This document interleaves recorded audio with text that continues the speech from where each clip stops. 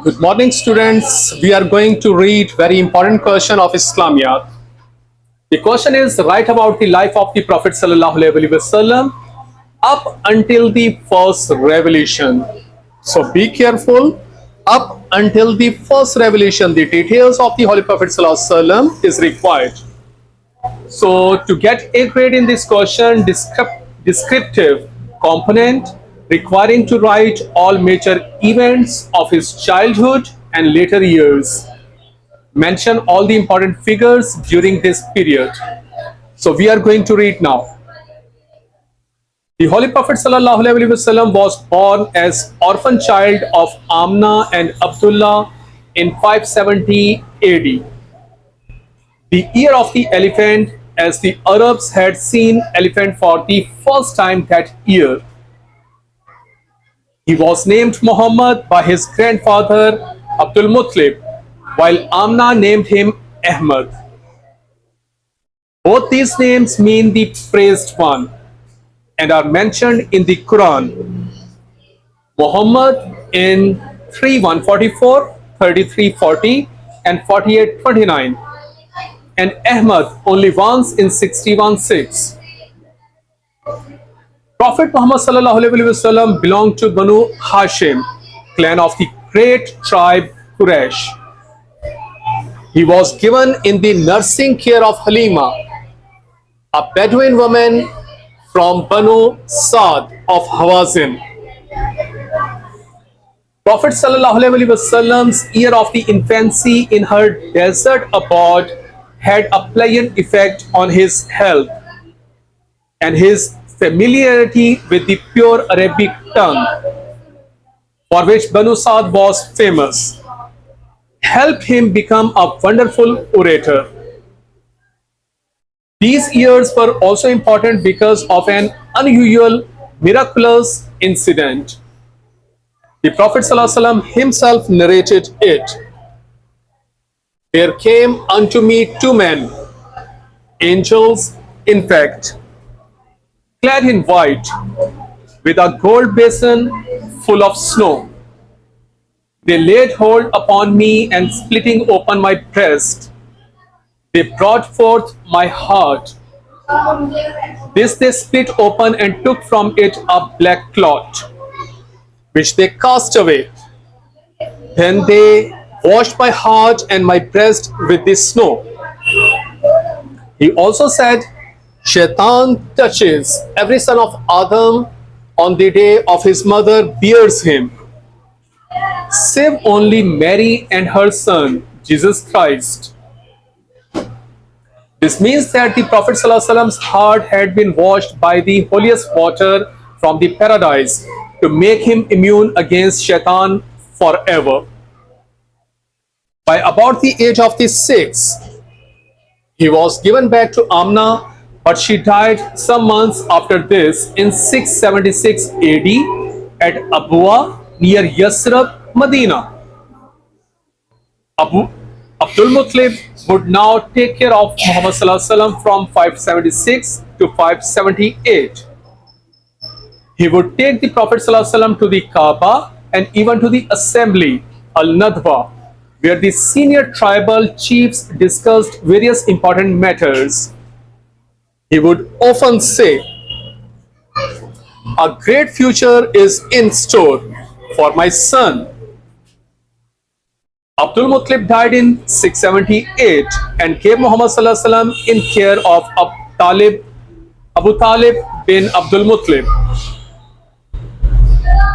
Abu Talib took care of the Prophet ﷺ with fatherly love from 578 AD to 619 AD till his death. These years under Abu Talib care witnessed many important events that were linked with the Prophet ﷺ intellectual and spiritual growth. By the age of the 12, he began to accompany Abu Talib in his trade visits to Syria and neighboring territories. This gave him opportunity to visit important sites related to Judaism and Christianity. In one such visit, a Christian monk Bahira, real name Birjis, in Syria, recognized him as God's last prophet. He had read about the signs of the last prophet of God in the ancient scripts. He asked the Prophet, ﷺ to take off his shirt and then closely observed the seal of the prophethood, a birthmark between his shoulders. He then warned Abu Talib about the Jewish threat to Muhammad ﷺ.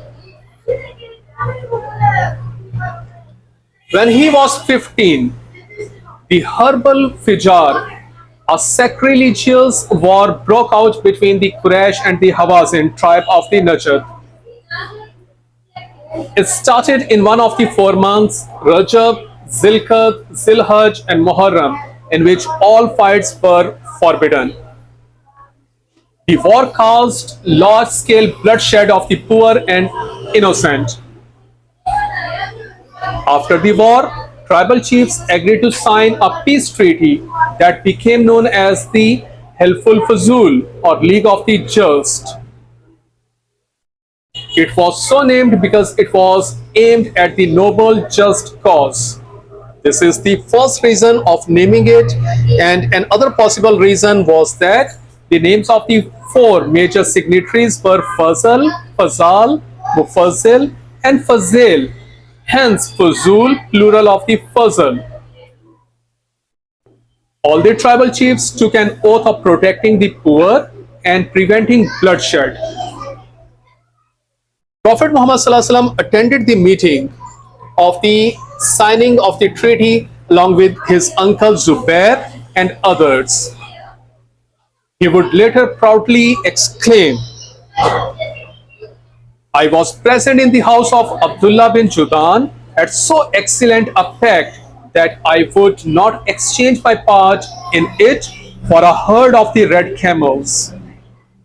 And if now in Islam I was summoned into it, I would gladly respond." In his late teens, he abandoned the occupation of a shepherd and began to trade on a small scale. However, unlike the trend of the time, he believed in honesty and fair play. And this was acknowledged by Saad bin Abi Waqas and Seb, his trade partners. Soon he earned the noble titles Al-Sadiq, the truthful, and Al-Amin, the trustworthy. People would entrust him their belongings without any fear. This noble repute took him to a rich merchant woman, Khadija, who hired him as her trading partner. He brought good fortunes to her and eventually she proposed him.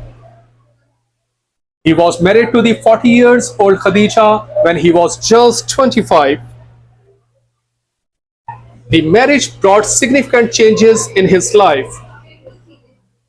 His financial worries were gone, and so in his late 30s, he could take time out to meditate in seclusion in the cave of the Hira, because Khadija was a very wealthy woman.